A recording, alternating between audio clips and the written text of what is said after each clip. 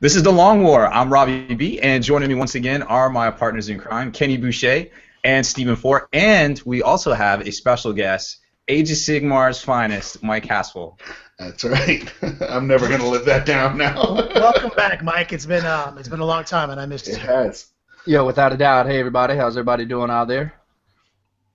Earlier today, when Mike was texting me, he's like, "Hey, because he told me he was finally able to help us out. He's like, yo, you still need me for tonight?" I was like, "Oh, you want to get in a podcast? You want to get in a webcast?" He's like, "Well, which one do you need me for?" I was like, "Mike, I always need you." The answer is yes. Yo, Mike, for those of you who don't know, first of all, I said the Age of Sigmar, by the way, because that was the last time I think we had him on the show, back in July or so. So obviously, welcome back, dude. Always good to have you. Mike and long time disappeared from the hobby, Tim Bishop, are actually responsible for my little manboy genius name. So thank you for that, Mike. Tim Baptist. Tim Baptist. Yep. I have not seen him so long that I would have forgotten his last name too. I totally messed that one up too. We met Rob. Man, it was a GT or something. It was, I think, Vegas GT. It might have been the 2007. Vegas GT. Yeah, we met you, and I could not. And I was like, "That's the guy who runs Battlewagon Bits." Like, he looks so young. Who is this 11-year-old child? And where's your parents? Yes. Who are you drinking? Are you drinking? Yeah. Like, I can't be seen with this child here drinking in public. Yeah. Get away from me, psycho.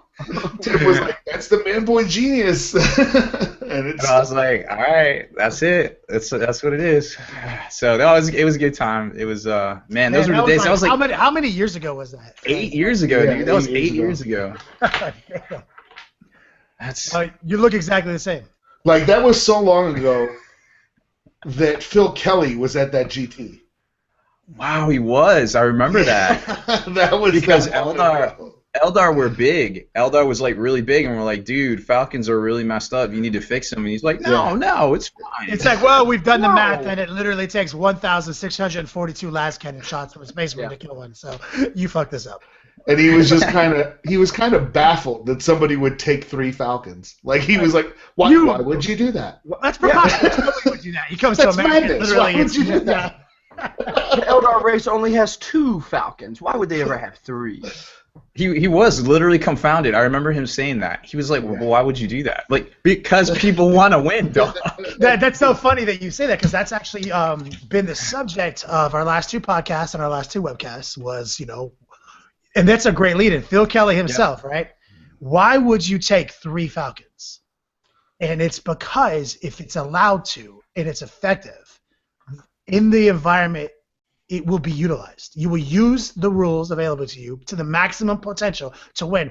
All humans do it. We've been doing it since the dawn of time. It's what we do.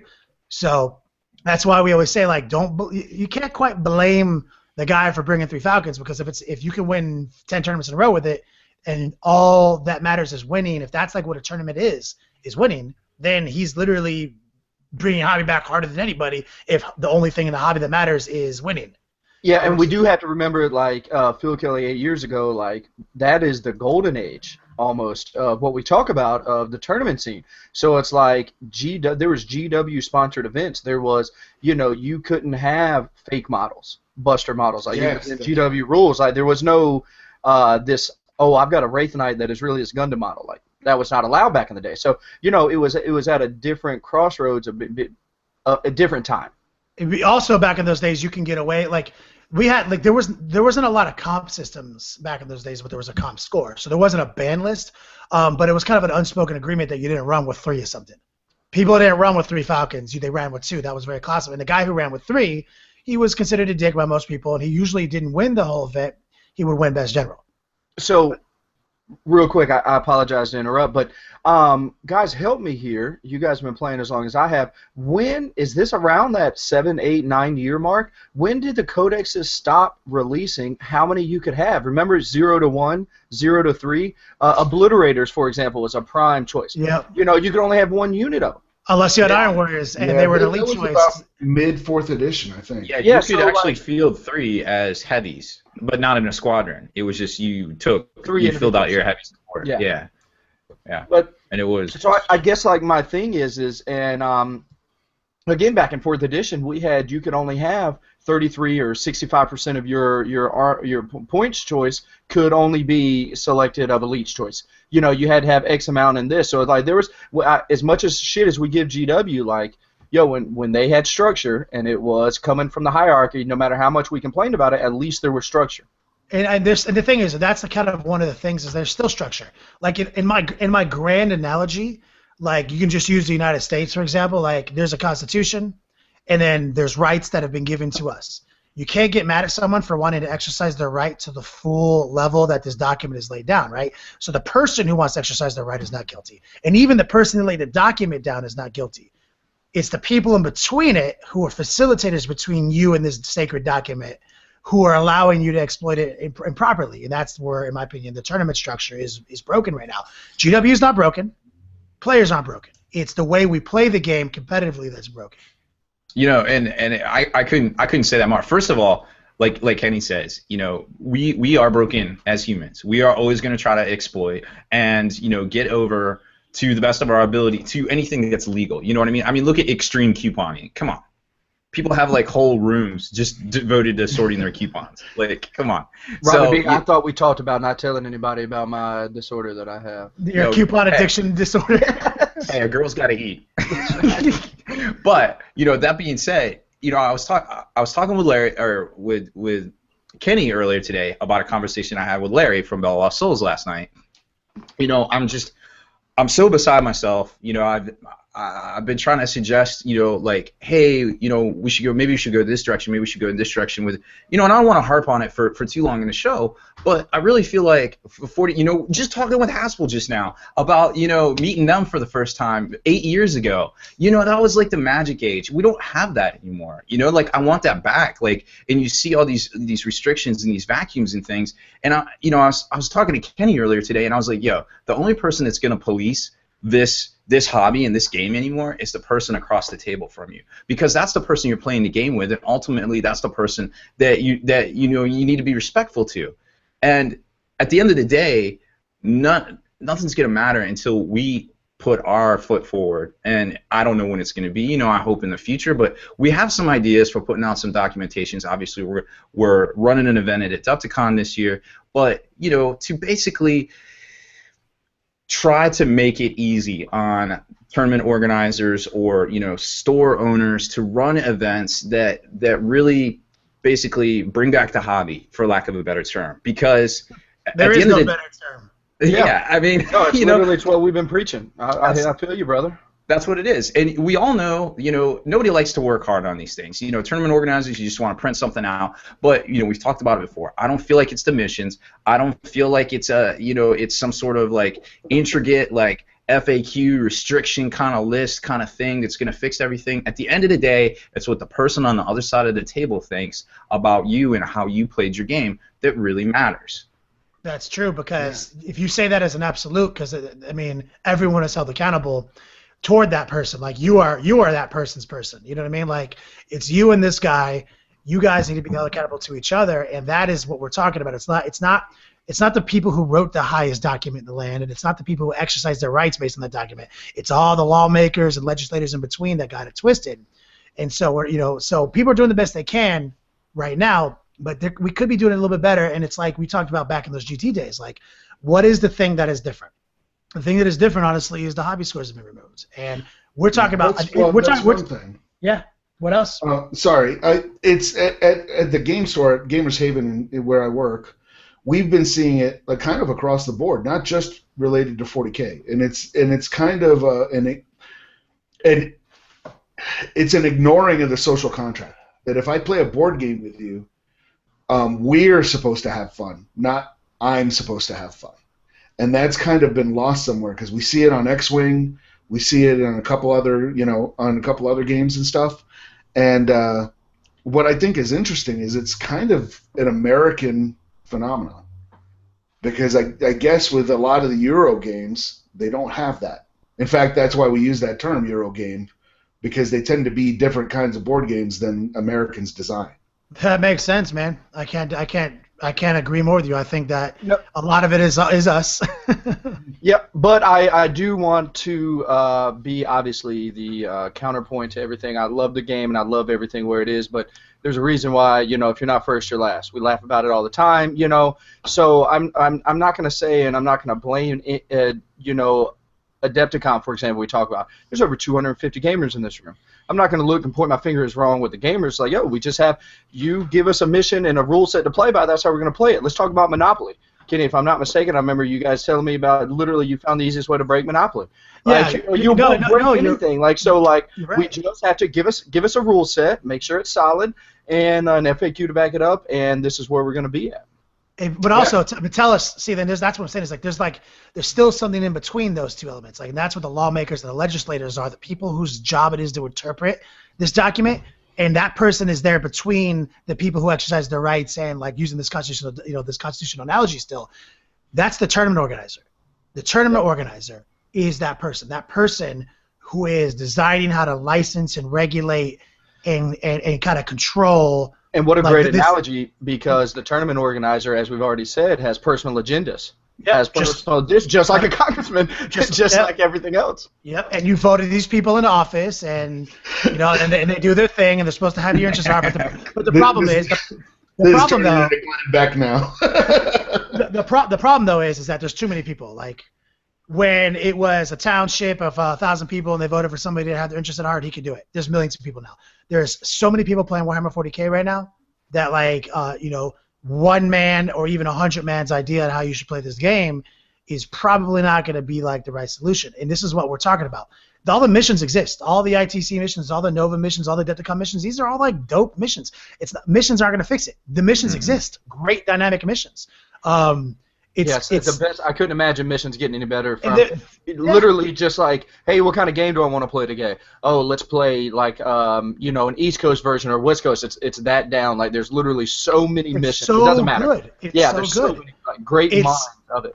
It's the way we're supposed to be playing the game, and that's all the tournament organizer's job is. How do you want to play the game? And it's your idea of how to play the game. That's where the agenda comes in. It's not malicious. No one's getting evil points in the back end. It's how I want to play the game, and the current trend right now is I want to play the game single elimination. I want to play with nothing mattering except the win. I don't care about hobby scores at all. I mean, somebody does, so let's make a fake ass award for them so we can pretend that we're about the hobby. But really, what we want is 8 games in a row of as close to the same stimuli every game as possible. Let's just, have everyone play the same list for crying out loud, and let's figure out who can exploit my system the best. If you really want something like that, the 2 games you should be playing are poker and chess, because you can make money. Yeah. You can actually make money at it, and you can get respect. You're not going to get respect really outside the community for owning a 40K. Exactly. But if you're a chess master, you'll get props, man. There's no write books. They'll actually make movies about you, dog. You guys shaving commercials and shit. Do you guys remember the old mirror matches they used to do? I think that was at Wargames Con for a while. Yes, yeah. And so what cracked me up is I used to laugh my ass off about this. That's where the game is going anyway. Why does anyone care? People are like, well, what do you mean? I was like, look at where we're at right now. We're all it's a mirror match, except that there's instead of you playing exactly the same match, there's only 5. There's 5 mirrors. Right. Yeah, like at the Battle for Salvation tournament last weekend, there was first place Eldar, second place Necrons. Okay. Alexander Fennel, great guy. Then Eldar. We just created sort of a mirror match system, and that's simply because there is no incentive to not do that, and that's what I'm talking about. You can't hit on something without offering a solution, and the solution that we're going to offer is a tournament insert. It's kind of like what me and Rob are talking about. We don't have the specifics, so I don't want to get anyone excited about it, but the idea is it's going to be a document that you can download from our website or anything, and it is the guidelines of scoring for the event. It doesn't give you missions. It doesn't tell you how to do your point breakdowns or anything. It just is. This is that final insert you're missing to your tournament packet to bring hobby back, which would split the battle scores 50-50 with the hobby scores, and it will give you the hobby score breakdowns. And it will include a painting rubric, and it will include the way you score player police comp, and it would include the way you would score end of tournament sportsman and how you rate it. I just love the gangsterness of what you just broke down. Is the fact that we don't care what missions you play. We love missions. Like, we don't care what how many people you run. There's no guideline. You have to have 56 players. We don't care what region you're in. We don't care what anything else. We care about bringing the hobby back. This, put in lieu of whatever tournament package you already have, just supplement this, the back end of it, the hobbiness out of it. And we just talk about congressmen and TOs and stuff like that having an agenda. If you can't see that the proof is in the pudding right there, that our agenda is bringing the hobby back, literally the only thing we care about when you run in your tournament, play whatever mission it is the scoring aspect of it, talking about hobbies and things like that. Well, and for most of us, I mean, I know for me, the largest portion of my 40K hobby is probably sitting in front of Army Builder making lists. But your beats like the Mike Castle Beats Laboratory.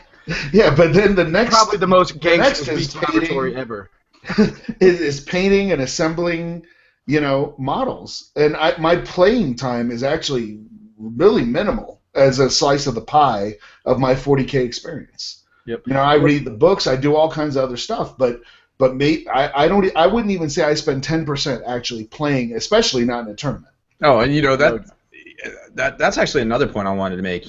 I know we put a lot of emphasis on paint hobby and play, but there's other parts of the hobby too that we don't even touch on, like reading the books, being part of the fluff, being part of the universe, playing the video games, all that stuff. The card game. The LCGs. There's listening all to sorts of podcasts. stuff. Like, literally, this is a community. Like, no, this is. I mean, it's all a hobby. Yeah. In case they didn't know, I mean, Juice listens to everyone's podcast. Literally everyone's. Right. So doing it the traditional way, not the traditional way, the way that things have become, I'm essentially playing when I go to a tournament. I'm only being rewarded for less than 10% of that hobby pie. Yeah. So it frustrates me quite a bit, especially if I'm traveling and everything to some other venue and spending a lot of money, to go, oh, well, I spent time. There's always going to be a better painted army, but I just kind of want that, hey, we noticed you put time into this. Absolutely. Well, I want to give some shout-outs here before we go any further. Salahuddin himself is checking in. Finally made it to the live show. Thanks, guys. Dean, it's always great having you around. Thanks for checking in. He is working on a friend's Archon while listening, without a doubt. Dean, great seeing you. Clay Cruz. Clay, I was actually just thinking about you the other day. I went into the shop and saw some Tau going on, and I was like, yo, haven't seen Tau in this shop since Clay Cruz was down for an event. Jugger checking in. What's up, guys? What's happening? John, hey, got you sitting here on my lunch break painting a devilfish. Dog, do you know how many lunch breaks back in the day? Like in 2009, I used to paint demons. No, I was the chef at a retirement resort, so like my lunch breaks were like 2.5 hours, and so like that means 4,000 or 5,000 points of demons got painted every other day. So, what's up, team? Glad to catch the show. Bryant checking in, Mr. Yates, Steve Bruley throwing a Blood Angels list together for tomorrow's weekly game night. I love it. Nice. Let us know what that BA list is looking like, Steve. Black Tower Terrain checking in. Justin Cox. J. Cox. What's happening? Looking forward to listen to another great webcast while putting together this bucket of Armada stuff. Uh-oh. J. Cox is sold. Hey, look what's on my desk. Pew, pew, pew, pew, pew, pew. Lamont, what's happening? Give that baby a little kiss for us from everybody. Gabriel checking in. Sal, what is happening? What's up, fellas, veterans, and war gamers? Checking in for some more long war rants. Now that a few more of Juice's beloved Tau have been leaked. What's our hobby play today? Obviously, we'll get into it a little bit. Always great seeing Sal. And here we go. So what's talking so long for this Tau Codex? What's taking so long for this Tau Codex to drop? Robbie B, do we have a date? Probably gonna actually come out the first week in November, which would be the 7th. Okay. Wow, seems Seems like the last 3 or 4 books have been. I apologize. Seems like the last 3 or 4 books were out within like 2 weeks of the rumors hitting the web. Do you think there's any thing that they're going to drag this out towards Christmas time, or Robbie B, November is the time? Yeah, no, definitely.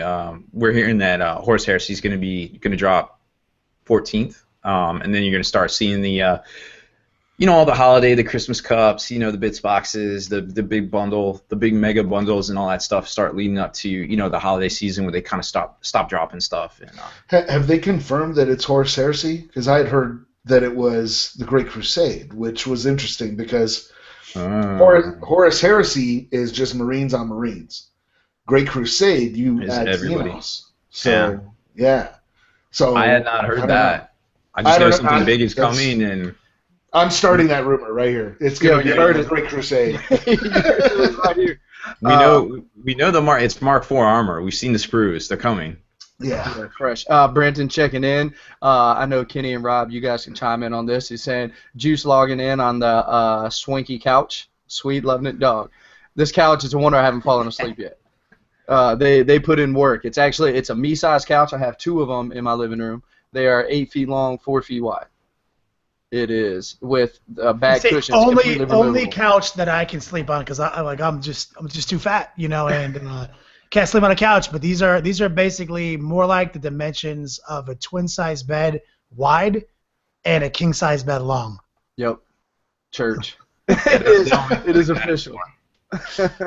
I have definitely slept off. I've definitely slept one off on one of those couches. We always drink responsibly. I don't know what you're talking about. Definitely. Oh, yeah, let's talk about the Kickstarter real quick. Obviously, there's delays. I would say today was supposed to be the day it was supposed to be up. So we have delays. There's a lot of work that we didn't quite respect at the beginning. It's a lot more work than we anticipated. Rob and I spent all day Sunday together working on a commercial for it, the video, learning some things. We had a crash course tutorial from a lady. She's in film, so she helped us use our camera a little better. So look to see improvement in the battle reports. We're learning as we go. We're not professionals. The only thing we're professionals at is drinking. And, are you a scientist, Ken? I'm not a scientist. I'm not a scientist. But we are moving. We're getting the best deals, though. That's the thing. Is like the reason it's taking us so long really is that we're trying to find the best deals. Because we're not a manufacturing company, so we have to get other people to manufacture all these rewards. So, we decided that we didn't like some of the things that we initially laid out, and we wanted some better stuff. We wanted some whiskey glasses, we wanted some keychains and lanyards and cool stuff like that. So we're having to figure everything out there, even some of our clutch Star Wars templates and stuff. So we wanted to be able to offer like a 40K bundle, a Star Wars bundle, and we will. But it's going to happen this month. We promise. It's just taking us a little bit longer. We will let you know the second it drops. And I got another thing to say. This is the last webcast that will be public on YouTube. This is not the last webcast. They will always be live on Wednesdays at 8 o'clock, and they will go right into the Hall of Veterans for the members of the Hall of Veterans to enjoy. They're going to become exclusive to the members of the Hall, to those members. Then we're going to add a couple more videos to the Hall of Veterans. But we are going to start putting the podcast on YouTube as well for all of our YouTubers who who miss out on the webcast and don't know a podcast with almost exactly the same subject matter exists. And over the next couple of weeks and next couple of months, the Hall of Veterans is going to grow with a lot of weekly exclusive content. And eventually, the YouTube channel, the Long War YouTube channel, will just be battle reports. Sorry to anybody who is not a veteran of the Long War, but hey, the opportunity to check it out for free and see what the value is at your fingertips right now.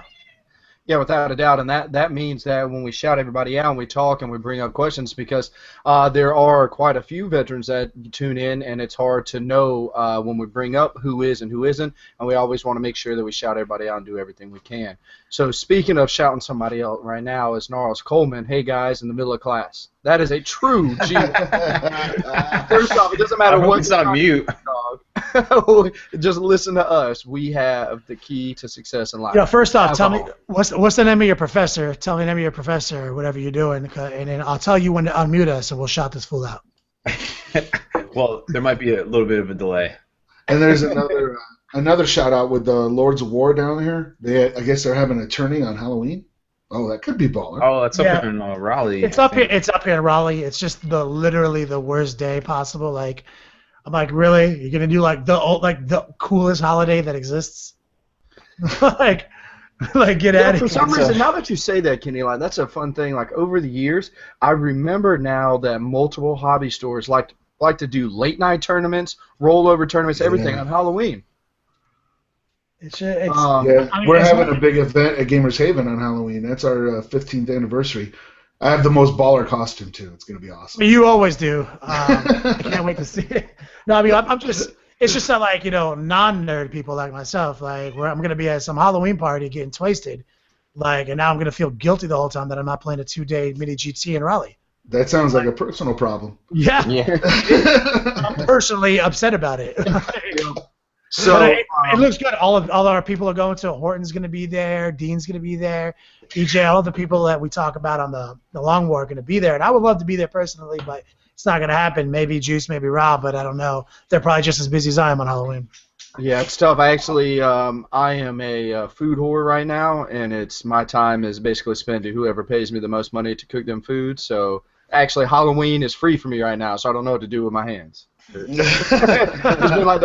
like the first weekend in 9 weeks that I don't have either a wedding, a festival, or something. So it's I'm not complaining. It's a good time of year, but God bless. So Robbie B, we need your knowledge of what's coming up. Clay Cruz wants to know: does anybody have the rules on the Tide Wall yet? Not yet. Okay. What we do know is supposedly it's going to be a limited edition thing. It's going to be that Chinese plastic. Supposedly, that's what I'm hearing. So get them while you can, because they might not be around very, very long. Oh, it's like that the void shield generator thing? No. Maybe. I don't really. Yeah, I never actually those were saw limited. that. I thought that was resin, though. Didn't they cast that on resin? It was resin. It was a quality kit, too. After I saw it, I was like, man, I should have picked one up. Yeah, I never actually got to see that because I couldn't afford it at the time. But I heard it was going to be similar to and it doesn't look like it. If you look in the magazine, it looks like it's regular plastic. But then again, so does some of the the Age of Sigmar stuff. So I don't know for sure, but that's what I've heard. I also heard it was going to be a limited run, kind of like the Plasma Obliterator, which goes for like $150 right now on eBay, which is crazy. Crazy. It is not. Damn, I never would have thought about that. So, Sal, what a true G and a pimp. Big fan of the show. Sal, if y'all need any help to assist with a Kickstarter, don't hesitate to hit me up. I live on the internets anyway, as you know. Man, Sal, thanks for all your support and everything you do. Oh, definitely. Thanks, Sal. I will hit you up. I might have some work for you. I need these little guys I need them herded. Man, I'll tell you what. Like at first, with the new Beats Laboratory being in Rob's apartment, I've been doing all the editing and everything. I'm the full-time editor of these battle reports, and there's a lot of chief operator and editor. There's a lot of cat sounds. No, there's a lot. Well, the thing is, Annie, she's obviously the great provider for the household, and she wants us to know that she is there and she is helping and she is providing. I'm not going to tell you to kick her out of the room. At first, we get annoyed at it, Juice would be talking, interviewing the guy, and then and I'm just like, you know what? It's just what it is now. Yep. You know what I'm saying? Cats. Battle reports and cats. Yeah, let me just run down basically the brief synopsis of what happens during a 4-hour recording session. We get Rob's like, don't do that, stop doing that. Y'all are talking too much. And then all of a sudden, stop making too much noise. And then it's like, meow, meow, meow. And we look at Rob like this, and he's like, what are you talking about? I don't see anything wrong. Rob, Jesus Christ, the cats. She just wants to be part of the conversation. I mean, she just wants to be. She's people. She just wants to hang out. Teacher's name is Renee. Drow Gamer, greetings all. For all those in the Philly area, don't forget to register for Mechanicon. Almost a week away, October 23rd through the 25th, 1,850 points, no comps, as nature intended, and I'm going to leave that up in the Q&A so you guys can check it out. Yeah, Tony and the gaming garage, those guys are running a great event. I've only been to 2, maybe 3 of them since he's had them. Those always been a great event. Definitely hit that up if you can make it. Survival of the fittest. No doubt. What was that? I'm sorry. I do want to hit up Lamont here real quick. I don't lose the question here. So for clarity, this show will still be free to the public and then go to your subscription site and never show back up on YouTube in 2 weeks like current situation, or the live show will only be for subscribers. The live show, anyone can tune into the live show. You had it right the first time. The live show is free to all. For this hour that we're on the air, literally anybody who jumps on Google Plus and wants to see us and go to the events page and click on this can watch us. Then after we're done with the show, it will never be on YouTube public again. It will just be in the Hall of Veterans. And additionally, I want to tell you guys this too. The battle reports, the post-game interviews and the post-game wrap-ups and the deleted scenes and the bonus scenes, that part of the battle reports is also going to be only exclusively in the Hall of Veterans, where the other hour of the battle report, which is the actual game, will always be on YouTube. So we are trying to create, value, try to reward the people who have been so kind into contributing toward all these lights and everything like that. It's not about taking things away. Let's face it, YouTube's free. I literally don't care. It's an advertisement. You know what I mean? We have more important things to do with this money, which is like get this tournament pack out there, start running tournaments, get the inserts out there, keep the podcast fresh so we can keep people up to date and keep the battle reports going. But ultimately, we need that influx of cash like we was talking about. We don't do it for money. I promise you. There is literally no money. No. I had to drive to Miami to pick up a car that my parents gave me because I couldn't afford a new car. You know what I mean? And I'm 32 years old. But we do this because we love to do this, and all the support we get from the people who are signing up every day on the Hall of Veterans, and the people who are donating on the Patreons, and the people who are going to be slinging money at us like we know they will on the Kickstarter. That's what matters. We need new cameras, we need new computers, we need new lights, we need new mics, because we are literally poor people who work 18 hours a day on this hobby that we love. And we're expanding out the covers too, the end of game stuff, because before it was just like 5 minutes or so, but now we're expanding it out too. So we're giving, before we didn't have that extra time to do, but now that it's bonus content. Yes, that's true. It's gonna be more than it was. It's gonna be definitely more in depth. Like when Juice sits down with the people and interviews them, it's gonna be like a much more intense interview process, because we're out trying to create quality in interview. And also here is really soon, the Long War is gonna be. You're gonna see this network grow. We're gonna start leveling up. And we're trying to get to the place where the Hall of Veterans has a video every day that's exclusive to the Hall of Veterans. And we are not very far away from that, actually. Like, we're just lining everything up so it just drops so that the value is there. We are committed to this, and we're committed to value while also being committed to being entertaining and having good video editing and good sound. And Juice is committed to doing his juicing diet 3 times a month so he can stay handsome, beautiful for everyone. Yep. That also equates to Juice's having to buy a lot of toilet papers in it. Yeah. Just had a conversation earlier. Juice's bathroom time has increased dramatically. Yes. So, without a doubt, I can't wait. And as everybody's already seen, the Beats Laboratory is in full effect. Everything is getting so much fresher. So, the proof is in the pudding, and I like pudding. It's the only thing you're allowed to eat when you're on your diet. That's right. Jay Cox says, I know it's a little ways out, but are you guys going to the Toys for Tots event at Hit Point Hobbies this year? It was a great event last year, and I plan on coming down. Like, no doubt, man. I always try to support everything, and especially that time of year for the kids. Was that that was already a year ago? That was Christmas, huh? Yeah. Yeah. Wow. God.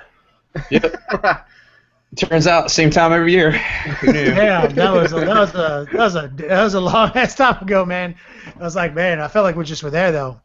Yeah, I feel like if I only lived like 40 minutes away, which by the way, I figured out this ninja road, because apparently like Fort Bragg is like the biggest base ever, but there's like ninja parts of Bragg that you don't have to have an ID to get on, that will, like, if you're trying to skirt around Bragg to get to the other side of Bragg, you can take these super ninja military roads that are actually like roads, but civilians can drive on them. mostly, I guess. I don't know. I haven't had any trouble yet. But I've been like slowly finding them. And Siri freaks out. She is like, "You need to turn around right now." Doing?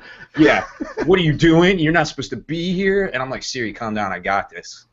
It's so crazy enough that you always respond to Siri, but she never really responds back. And now all of a sudden we're like, "Oh, shut up, Siri," and she's like, "No, you shut up, psycho. Get off this road." She's like, "Brad, you're gonna get the Green Beret is gonna take you out." They might. Green Beret don't play games. Hopefully they take me out to some seafood dinner or something. I don't know. Yeah. They're a nice seafood dinner, but you know what always comes after a nice seafood dinner, right? I don't mind. Banana pudding. So Gnarl says, "Hey, do you guys think the Storm Surge is overpowered that you can take 3 of them in a single army?" I'm gonna say yes because they're Xenos. So Xenos, right? well, it's like we said. That's the problem with the tournaments. That's not a problem in our tournament structure. Like, it literally doesn't matter. Like, yes, fine, you'll play this guy and he might beat you, but you're going to 0 him on comp and 0 him on sportsmanship scores because he literally tables you on turn 2 and he's a big asshole about it. Because it doesn't matter. Nobody is nice enough to get a perfect sportsmanship score in our tournament if they did that to you. Because the type of person who's committed to that is just not charismatic and just doesn't care. Like, if we tell you that you literally can't win if you do that because people are going to be mad at you and you still chose to defy that statement by doing it, you're definitely not in the category of people, you know what I mean, who have the proper set of social skills to talk their way out of that situation to their opponent. Well, I mean, I don't think we have all the info. You know, we don't know what all the signature systems are going to be. And honestly, there's a squadron of just the same thing on the side with Knights. You can take the Tripartite Lance, which is pretty much the same base size. You know, no, it's not the same. One of them has 30 wounds at toughness 10. And one of them has 18 hull points and only has a save on one side. Okay, well, they both have Stomp. How about that? Yeah, that's literally the only thing that they're equal at. They're Tau and they have Stomp. It's literally the same thing. We do have the rules for the Breacher teams, though, which came out this week. Let's break it down, sir. Which are I guess they're going to be the new Fire Warriors. Because they say type Fire Warrior, so I guess they're Fire Warriors. Anyway, so called Breachers, 45 points for 5 dudes. So break that down. What's that? So Scouts, so 10 points cheaper than Scouts. Yep. So stat line: Weapon Skill 2, Ballistic Skill 3, Strength 3, Toughness 3, Scrawny Xeno stats. Weapon Wounds 1, Initiative 2, Attacks 1, Leadership 7, 4-up save. Whoopie-doo. So basically, Buster Little Scouts, cheaper than Scouts. And I imagine they have a Strength 5 gun still? Nah, that's where it gets a little weird. So they have this new thing. They took away the Pulse Rifle, and they have this thing called the Pulse Blaster. Oh, and yeah. Yes, the Pulse Blaster it ranged 10 inches to 15 inches at Strength 4, Assault 2, which kind of was what the Pulse Rifle was. Wait. What did you say? 10 to 15 inches? 10 to 15 inches, it's Assault 2, Strength 4. Which is kind of like the old gun, except for what is it 1 to 10? Okay, we're getting there. Okay, sorry. So Juice was right about all this 10, or Rob was right about all this 10-inch bullshit. Yeah, we were like, Rob, what do you? It only shoots 10 to 15 inches. What is it? Well, we were looking at this faded ass Xerox copy of the Star Surge, and it's like, what do you mean 10 inches, Rob? Nothing shoots fucking 10 inches. It's obviously 18 inches. You're not looking at it right. Don't shoot the messenger. I just read the papers. So obviously 10 inches is getting real. Oh man. Yeah, I just report the news. So 5 inches to 10 inches, it's Strength 5, AP 5. No surprise there. Assault 2, but it's up to 5 inches. It's Strength 6, AP 3, Assault 2. Oh my God! That for Overwatch City. Okay. Yep. So I just want you to know this is the first time in life you're getting rewarded for having something small. No, it's like a shotgun. No, it's literally a shotgun, dog. Like. Yeah, it reminds me of the rules of the. Sorry, before you go, I'll let you go. But Juice, do you remember this is what we were talking about? Like, if Tau get real spicy, thought out rules. To stop. Because right now it's like everything's Strength 5 to 7, everything's twin linked, everything indoors covered. This is actually creative. It's spicy. Yes. Yeah, it is. No, I completely agree. I was just making a stupid penis joke. Sir. Well, actually, me and Rob already cleared a penis joke. We'll do that later on the podcast. But Haspel, what were you saying? Oh, I was just saying it reminds me of the rules from the Dominus, that one weapon the Dominus can take in the Cult Mechanicus. Yep. Had similar rules where it's like, up to 12 inches, it's like strength 8 AP 1, and then up beyond that, it's like strength 8 AP 3. It's funny that you picked up on that, Mike, because that's what we're talking about. We're like, if they get rules like the Skitarii and like the Cult Mechanicus with their doctrines and their canticles and stuff like that, we will be happy. That's exactly what I mean. If you give Tau, like, if marker lights turn into like canticles and doctrines, and like they're more creative and like you have to like play them, appropriately, and like maybe your best attachment has the best rules, I'll be happy with Tau. Because right now Tau Codex is the laziest set of rules I've ever seen. Yeah, 100%. And I love the fact that they're doing that. Hopefully that they're learning everything they can about these weapons that have different profiles and ranges and stuff, so they can do like we've been saying for a while now and fix fucking plasma. Allow it to be this at this weapon profile. Allow it to be this, and let it do other things. So I love the fact that it's in there. I know it's something else that we have to keep up with, but I'm down for it. That's the hobby, man. I keep up with. You think that I can't keep up with 3 ranges? I already memorized them the second Rob said them. Like, how much stuff we memorized? Get out of here. We can handle this, 3-hour rounds. We're going to do 1,500 points, 3-hour rounds. Got it. That's fine. I'm going to be drinking beer all day anyway. So for the war gear, they got the field amplifier relay, which we'll talk about in a second, and photon grenades, for which they can switch out to EMP grenades for only 2 points each. Which are EMP grenades still haywire? I assume so. I think they're in the main rulebook, to be honest, but I haven't checked. But I believe they cost 5 points last time. I'm not sure, though. Yeah, they're also, if I'm not mistaken, they're defensive grenades. Just saying. I think that's a pulse grenade. I'm not sure. There's so many weird grenades. The pulse grenade comes with them. Yeah, that's their defensive grenade. This is their new troop choice? Yes. This is a troop choice. This is a really good choice. So for troops, they used to be 6. No, they actually used to be more. They used to be 54 points. They could take EMP for 2. It looks like they're very similar to their last, which is cheaper. They got a point reduction and an incredibly spicy upgrade to their gun. Yeah. Siri thought I was talking to her. She's always listening. Siri. That's weird. No, but what a great troop choice compared to like the Fire Warrior, what it was, back in the day, or even like the Kroot. So I can't wait to, see what the rest of the book looks like. Me too, man. I'm really excited about that unit, and the models look boss.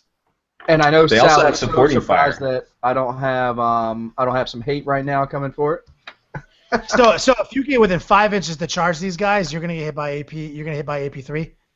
2 shots at least, yeah. So you have to sit at like 5.1 inches, and so you have to put yourself in like I could fail this on 2 dice charge. Yeah, to not get overwatched by all those AP3 strength 6 shit. Yeah, and I mean, God bless if all of a sudden now marker lights can boost ballista skill and all this. I mean, there's some sick combos that potentially could happen. Oh man, that's spicy though. Like I'm with that.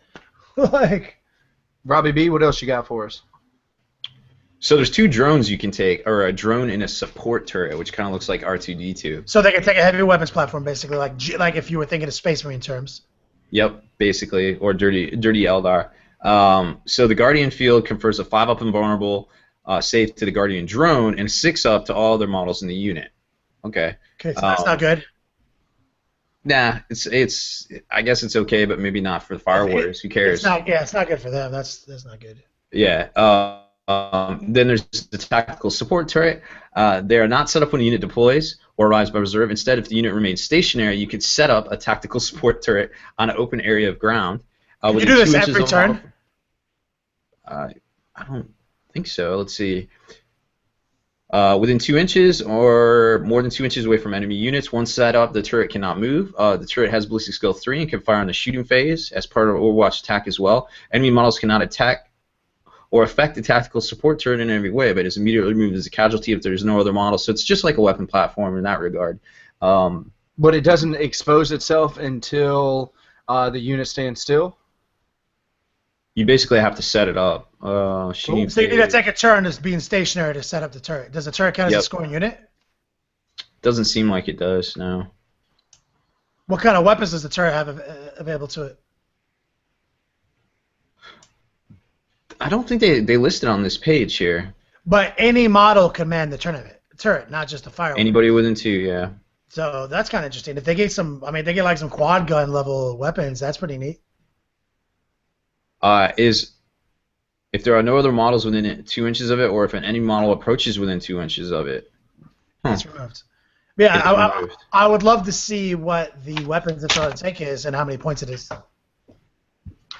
So I love where Dean's at. Salahuddin, 5.1 inches with Samael or something with the Dune Strider Universal Special Rule in a unit for the plus 3-inch charge.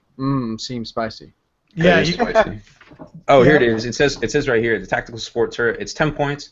It can either have a missile pod or smart missile system. Which one is the smart? Which one is the missile pod? Is that the strength 7 shots? I think it's 2 shots, strength 7, AP4, or at least it used to be. So it can be like an autocannon, but smart missiles. If the smart missiles might be good because they ignore line of sight and shit like that still. Yeah, ignore cover. Well, that's what it was. We'll see. But the strength 5, ignore cover, ignore line of sight is pretty clutch. Yeah. And for 10 points to be able to throw those into a troop choice, like obviously, like it's one of those you fill in, and then if you need to cut points in your list, maybe you take 10 points back. Yeah, you put them in and then you cut them out when you have to. Yeah, absolutely. So that's clutch. So what else do we have? Do we have any other news on the big guys or anything else that they have? Not rules wise. Nothing's really come out yet. We've seen some models that are probably going to be the Cold Star or the Enforcer suit. We've seen the new Crisis suits are on 50 mils. It looks like the new HQ suits are on 60 mils. So that's a little interesting choice of basing. That's a big footprint. It is a big footprint when you can take a squad of 3 that can really spread out. So. Oh yeah, that's what I mean. Plague drones and like blood crushers. When I used to play blood crushers back in 5th edition, like God, I used to take a unit of 8 of them. And deep strike them in and then run them, and it was like literally the entire table. I remember those days with hatred. That was vicious. Oh God, it was the best. The only army I hated more were the damn Blood Angels. and that was only because we had a fun rivalry because of your Space was just the way you played Space was and the way I played Blood Angels was just perfect for auto wins for me. It hurt. We did this amazing battle report, an analog battle report back in the day. And Mike Haspel wrote this whole solid page of just fluff to back up the game, and then we even brought it to this doubles tournament as we played together. It's we always play against each other, and it's he had characters that he was nurturing from our games in this dialogue. It was so clutch. I'll never forget it. Sergeant Vasilis, I think Vasilis. Yeah. Vasilis. Yeah, dude, and it was so funny, man. I remember this Oathbringer or something, and he was like, "Is that a storm?" No, it's a storm raven. It was so nice. That's before everyone had a storm raven. I was like, "Damn, this is so intense." There might be some these analog battle reports. Those are the days. That's bringing hobby back. Gnarls wants to know, what do you guys think of the Ghost Kill? We talked about it heavy last time, I think. Yep. Didn't we? We did. We broke it down. I've got some hatred for it. Kenny made some phenomenal points where how they could be used in a list, or if they were one of those units that you're taxed per se to take find a really cool formation or something.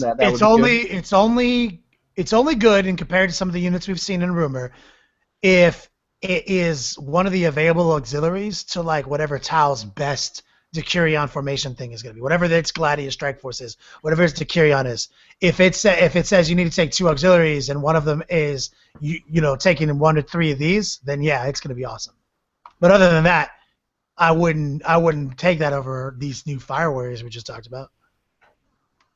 100%. Sal is saying GW still wants Tau to be a gun line based on whatever we've seen, but at least at this point, Tau needs to be closer. They're a little more close range than what they used to be. What do you guys think about that? Yeah, Tau's always kind of suffered, honestly, with the long range game. They because they have 36 inches, kind of their limit for their mass firepower, and they are a good gun line because there's not a lot of armies that are shooty armies that can actually do an effective Overwatch. So I've always appreciated that about them, and I don't think GW is going to change that. But I do think they're going to change some of the ways they interact with us. But I do agree. I think GW wants them to stay that way. Think about when Tau first came out and it was a massive gun line. There was other massive shooting armies. Yeah. You know, Space Wolf would launch or missile launcher spam.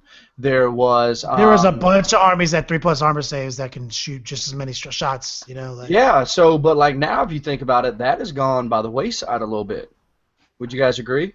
Oh yeah. Okay, well, it's not. Well, yeah. Now that the Wave Serpent isn't what it used to be. Now there's some more. You know, with how obviously good the Super Friends variants with different invisibilities and stuff like that are. So, I mean, I'd like to see where Tau potentially is heading if they can compete in that aspect. You're right. Death Stars, I mean, and that's the thing is like Death Stars, it's hard not to make a Death Star when you're making an army design right now when you're thinking about the ITC especially. And I guess we have about 9 minutes before we go to the podcast. And so I think that the best way to continue on the subject is to ask Mike what he has been doing to prepare for these events and how he's getting it done. Yeah, well, right now, unfortunately, a lot of my gaming is done on Vassal. I'm trying to change that, but we had a pretty good tournament at Gamers Haven. That's in Colorado. This last weekend, and it was a lot of fun, but it was different. You know, we weren't using the ITC format or anything. What that tourney organizer did was really cool. He essentially gave people a comp score for when you have for however many unique units you took. So if you brought like an assassin and nobody else in the entire tournament brought an assassin, you got additional points for that. And then he had a prize for most unique army, so that allowed folks to cater. You know, there were a couple conflicts because I was going to actually play Sisters because I figured, that's going to nail me like best complete, unique army. But then that didn't work because other people came up with that same idea. So there were actually some Sisters players there, but it brought a little bit more variety than what you normally see. So of course I'm trying. I'm going to be going to the LVO. But I'm kind of a fool. I'm still trying to make Grey Knights work. So, the whatever list I come up with that I think will wreck face is probably not going to wreck face. So my goal is just to kind of have fun with it. What can I put together that is going to make that I'm going to have fun playing? That'll be a good time with Codex Dread Knight. We'll try to see. How many? Walk us through the basics of your list. Like what kind of units you're taking? Right now, I've got 4 Dread Knights in one variant, all Terminators, Librarians, and 2 Nemesis Strike Squads. And the goal is to kind of just jump in people's faces and mix it up as fast as I can. This last weekend, since we were talking about Tau, I ran into a big problem with that strategy. My idea was, okay, I'm going to deep strike in on people, and they have 1 turn to fade me, and then, if they don't, then I'm in their hair. Well, the guy who I was playing with, his name's Jack. He's a good dude, had a very balanced Tau list, nothing crazy. He had no problem fading all my Dread Knights, like all my Dread Knights, all my Terminators, in like basically 1 turn. I was like, wow. Wow. It was one of the units that he had in there that I was like, Tau, I don't see them on the tabletop a lot, but if I was playing Tau, they'd be an auto include. And that was the sniper drones. Now, he was buffing them with somebody. A unit of sniper drones is interesting. I think that's because I think sniper drones are a part of one of the formations, aren't they? Or one of the detachments? I think they're an option, yeah. Yeah, I unfortunately don't know. I broke the whole, know your foe rule. I mean, was he buffing him up and just like putting so many like? Yeah, he was buffing him with somebody. You put the buff commander with them, so they're twin linked and they get to hit on his ballistic skill or something like that. It's like all of a sudden it's like 10 hits, 10 wounds. Oh no, he was putting like 26 shots. Oh, they were rapid fire. Yeah, literally like here's like 7 rending wounds. Here's like, he's like here because I'm like, okay, you got, we're joking and everything. And what was cool about that scenario was that the scenario, the way the TO had that particular table built, was that any unit you lost completely got to come back like automatically in ongoing reserves. So there was really no penalty. I played it way more aggressively than I would if I was playing a regular game, but the secondary on that mission was actually kill points. So you were penalized if your units just kept coming back and getting faded. But I was just kind of like, I'm going to play this super aggressive. So I told him, I go, you have like 1 turn to get rid of these fools, or I'm crushing Tau.